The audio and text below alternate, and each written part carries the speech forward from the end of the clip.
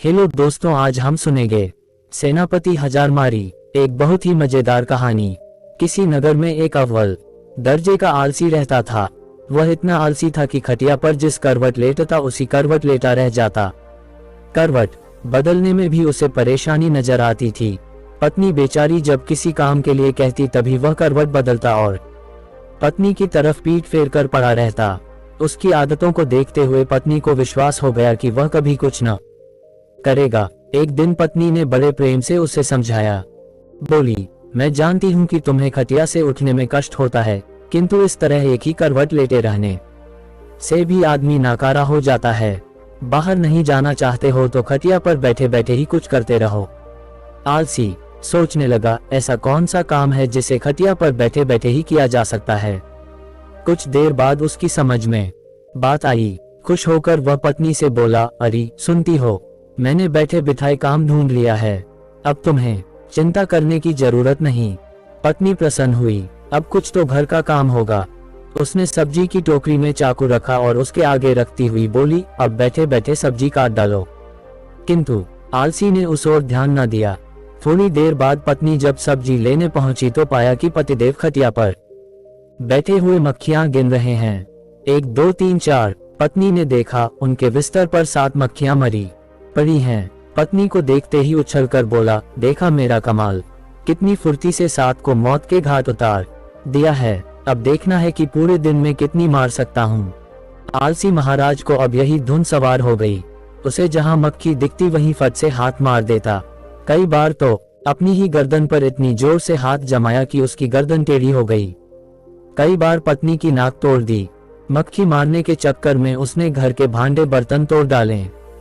उसने प्रतिज्ञा कर ली कि कम से कम 1000 मक्खियां मारकर ही दम लेगा। जल्दी ही वह दिन भी आ गया जब उसकी प्रतिज्ञा पूरी हुई। उस दिन आलसी ने सारे शहर का चक्कर लगाया।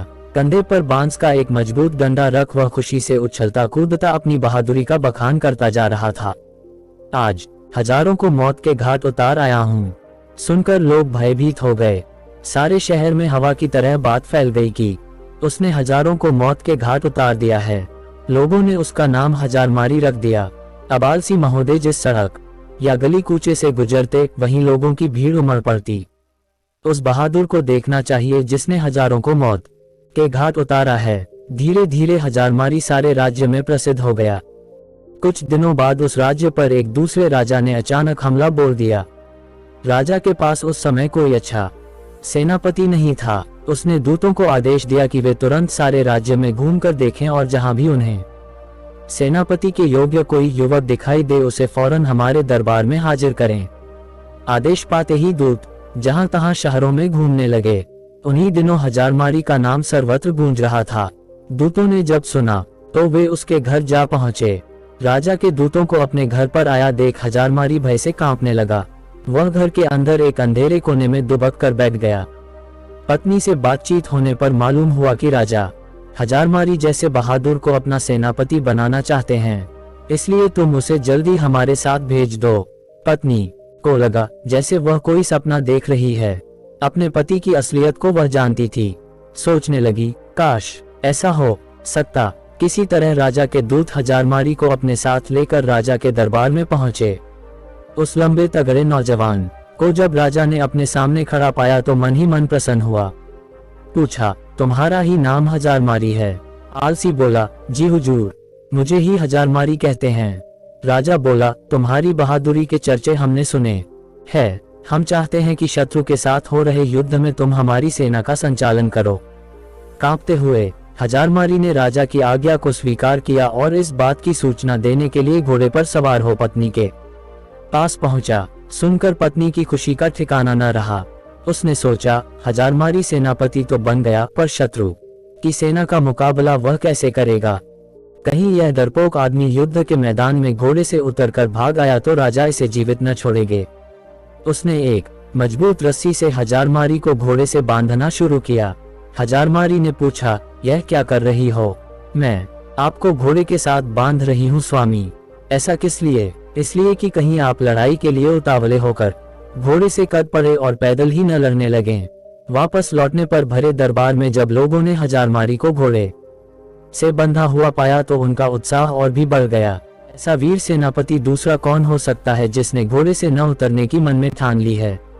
सेना युद्ध के लिए तैयार थी। राजा की आज्ञा पाते ही हजारमारी के नेतृत्व में वे युद्ध भूमि की ओर चल पड़े। शत्रु की सेना को जब मालूम हुआ कि एक बड़ी फौज के साथ हजारमारी मुकाबला करने चल पड़ा है तो उनके योद्धाओं का धैर्य टूट गया। उन्होंने सुना था कि हजारमारी अकेला ही हजारों को मार गिराता है। यह नाम सुनते ही बड़े बड़े योद्धाओं के होश उड़ गए। उन्हें साक्षात अपनी मृत्यु नजर आने लगी।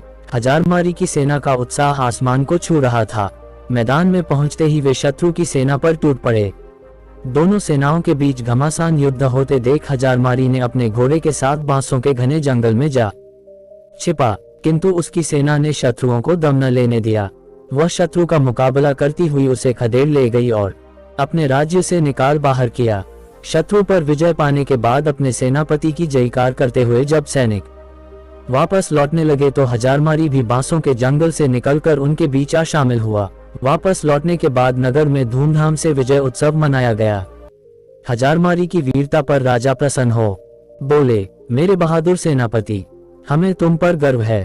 तुम्हारी अद्वितीय वीरता के कारण हमें विजय प्राप्त हुई है। इसके पुरस्कार स्वरूप हम तुम्हें 1000 स्वर्ण मुद्राएं देते हैं। साथ ही हमेशा के लिए तुम्हें प्रधान सेनापति नियुक्त किया जाता है।